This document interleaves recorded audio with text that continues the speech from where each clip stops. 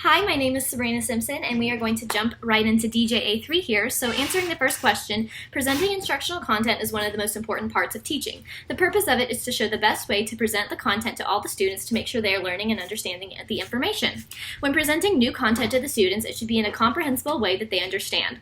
One technique of doing this is using sentence strips. Sentence strips are great starters and can accommodate to multiple grade levels. This gives the students a jumping off point to comprehend more of the lesson. As it says in the book, Making Content Comprehension for English Learners by Evocht, Volt, and Short, it talks about in reading language arts, students can review events in a story by writing each event on a sentence strip, then sequencing the sentence strips to retell the story. This technique can be applied in science and sequencing steps in an experiment found on page 111, so it can be multi-content there. Another technique that would be great for students to comprehend information by using video clips or presenting the content in an engaging way using visuals and color. Students learn better and comprehend more when they have visuals and are also able to interact with their work. Changing it up with videos, colors, and other drawings can help the students comprehend the information.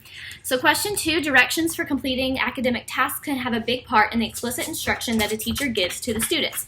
There are a few different ways that direction for academic tasks can be presented to the classroom. The first way is in a step-by-step manner. This allows for modeling and the teacher to give explicit instruction. As it says in the book, Making Content Comprehension for English Learners by Evocht, Volt, and Short, it talks about how oral directions should always be accommodated by ones so English learners can refer back to them at a later point in time as they complete an assignment or tasks found on page 107. Another way to provide direction by completing a task would be to have them write it out in a visual way what is expected of them. Writing out the directions on the board in addition to modeling examples can be another helpful way to provide direction to complete academic tasks. This goes back to the TAP indicator of presenting instructional content. Again, the purpose of presenting instructional content is all about giving the students the best way to learn something. This includes giving direction and offering differentiation when giving direction for completing the task. And then number 3, when giving instruction on completing a task, is also important to clarify when students become confused. There are always going to be a few that are confused on how to do something.